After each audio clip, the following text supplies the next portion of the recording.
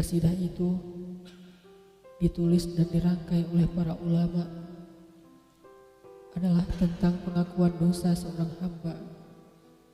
Ketika seorang hamba berada di puncak penyesalan dan merasa tahu diri bahwa dia adalah seorang hamba yang kotor, sehingga dia mengatakan, ilahi lastu lil firdausi ahla, ilahi sesungguhnya saya tidak layak masuk ke surga Firdaus. Saya kotor, saya hina, saya penuh cela, saya banyak aib, saya banyak dosa. Sangat tidak layak saya masuk ke surga Firdaus-Mu ya Allah. Tidak ada satupun amal yang bisa saya banggakan sehingga menjadi jalan bagi saya masuk ke surga Firdaus-Mu ya Allah. Kita harus merasa diri kita rendah di hadapan Allah. Itulah kenapa kita sujud. Dan Allah suka kepada orang yang merendahkan diri di hadapannya. Itulah kenapa Allah suka kepada hamba yang bersujud. Seandainya pintu surga itu terbuka dengan kunci amal solih, saya tidak punya kuncinya ya Allah. Saya beramal solih tetapi belum layak untuk membuka pintu surga.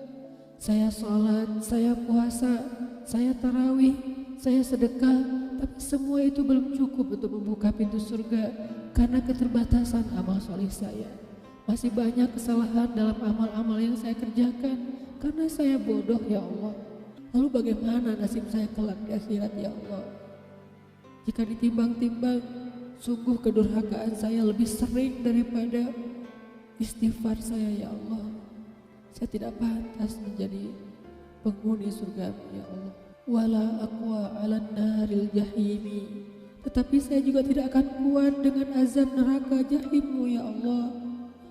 Karena sesungguhnya tidak ada satupun dari makhluk-Mu yang sanggup merasakan azab neraka. Semuanya takut kepada neraka-Mu ya Allah. Jangankan 1 tahun, jangankan 1 bulan, jangankan 1 hari, sedetik pun tidak akan sanggup ya Allah. Karena saya mendengar sesungguhnya Rasulullah SAW bersabda, azab yang paling ringan bagi penduduk neraka adalah dipakaikan baginya sendal terompah dari api yang membakar kakinya sampai mendidihkan kepalanya. Itulah azab yang paling ringan di neraka untuk orang yang paling ringan berbuat dosa. Bagaimana dengan saya ya Allah? Dosa saya banyak, saya pernah durhaka kepada ibu bapak saya. Itu saja sudah cukup bagi saya mendapatkan azab yang lebih besar di neraka, dan saya tidak sanggup ya Allah. Saya pernah durhaka kepada ibu saya marahi ibu saya karena satu kesalahan. Padahal saya lebih sering berbuat salah dibandingkan ibu saya. Tapi ibu memaafkan saya. Ketika di waktu kecil saya memecahkan barang-barang ibu saya memungut barang-barang itu sambil tersenyum, membelai kepala saya, mengatakan nasihat-nasihat yang baik. Sama sekali ibu saya tidak marah kepada saya saat itu. Tapi ketika telah dewasa, tidak sengaja ibu saya yang sudah tua renta kadang memecahkan barang saya, merugikan sedikit saja dari harta saya marah seperti setan ya Allah. Saya bentak ibu saya ya Allah, bahkan kadang membuat ibu saya terluka, kaget, takut. Pantaskah seorang ibu merasa takut terhadap anak yang dia kandung 9 bulan, yang dia lahirkan dengan taruhan nyawa, yang dia susui dengan darah dagingnya, yang dia didik, dia jaga, yang dia berjaga di malam hari tidak tertidur demi untuk menjaga anaknya dari seekor gigitan nyamuk? Pantaskah ibu merasa takut terhadap anaknya sendiri?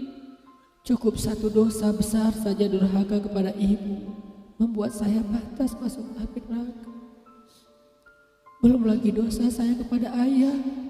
Ketika saya berdebat habis-habisan di hadapan ayah saya, hanya ketika ayah saya menasihati saya dengan satu nasihat sederhana, saya debat ia, seolah-olah wawasan saya lebih banyak, ilmu saya lebih banyak, pergaulan saya lebih luas, pendidikan saya lebih tinggi. Padahal semua itu saya dapatkan hasil dari perjuangan dan pengorbanannya. Ketika keduanya sudah menjadi tua dan lemah. Kadang keduanya rindu kepada saya ya Allah. Mereka memberi kami pesan ya Allah. Mereka bertanya, bagaimana kabarmu anakku? Tapi kami tidak peka. Hati kami tertutup dengan ego dan sombong. Kami tidak bisa membaca teks itu dari perasaan mereka. Kami hanya membaca teks mereka dan tidak segera membalasnya. Kami anggap teks dari orang tua kami tidak penting. Masih bisa ditunda untuk dijawab nanti sore. Padahal mereka sedang kangen, sedang rindu kepada kami ya Allah. Mereka tidak mengatakan kami rindu kepadamu wahai anakku, karena mereka tahu kalimat itu akan mengganggu kami. Kalimat itu akan menjadikan hari kami tidak lagi mudah. Kalimat itu akan merusak konsentrasi kami dalam bekerja. Kalimat itu akan menghalangi banyak urusan kami. Sehingga mereka menahan diri. Mereka hanya bertanya, apa kabar kami? Lalu kapan kami berbakti kepada mereka ya Allah? Sampai seusia ini kami masih merepotkan mereka ya Allah. Kapan kami akan berbakti kepada mereka? Rasanya kami lupa. Entah kapan kami pernah memijat kaki mereka setelah mereka seharian bekerja. Entah kapan kami pernah memberikan minuman hangat untuk mereka. Kami durhaka kepada orang tua kami ya Allah. Bahkan setelah mereka wafat, kami lupa mendoakan mereka di dalam sholat kami. Harusnya kami disiksa di api neraka, tetapi kami tidak kuat ya Allah. Belum lagi durhaka, kedurhakaan kami yang lain, dosa-dosa besar kami yang lain. Kami pernah bermaksiat kepadamu diam-diam ya Allah. Kami pernah berbuat dosa diam-diam, dan padahal kami tahu itu dosa besar. Tapi kami tidak peduli. Kami tidak takut kepadamu, seolah-olah ancamanmu itu hanyalah mitos, seolah-olah ancamanmu itu hanyalah fiktif, seolah-olah apa yang engkau firmankan di dalam Al-Quran itu tidak benar-benar ada. Kami sombong, menantangmu dengan berbuat dosa. Banyak dosa yang kami tidak bisa menyebutkan satu persatu ya Allah. Keluh lidah kami untuk menyebutkan dosa-dosa kami ya Allah. Malu untuk menyebutkan dosa-dosa kami ya Allah. Tidak ada yang bisa kami harapkan darimu selain engkau terima taubat kami ya Allah. Fahabli taubatan, beri kami taubat yang nasuha ya Allah. Terima taubat kami ya Allah. Kami belum berani meminta surgamu, kami juga tidak akan kuat dengan nerakamu. Kami meminta terimalah taubat kami, penyesalan kami, janji kami untuk kembali kepadamu, memperbaiki diri. Teman-teman sekalian, mari kita baca bait itu dengan penyesalan. Kita baca bait itu seolah-olah kita sedang curhat kepada Allah Subhanahu wa taala. Ilahi las fidausi ahla wa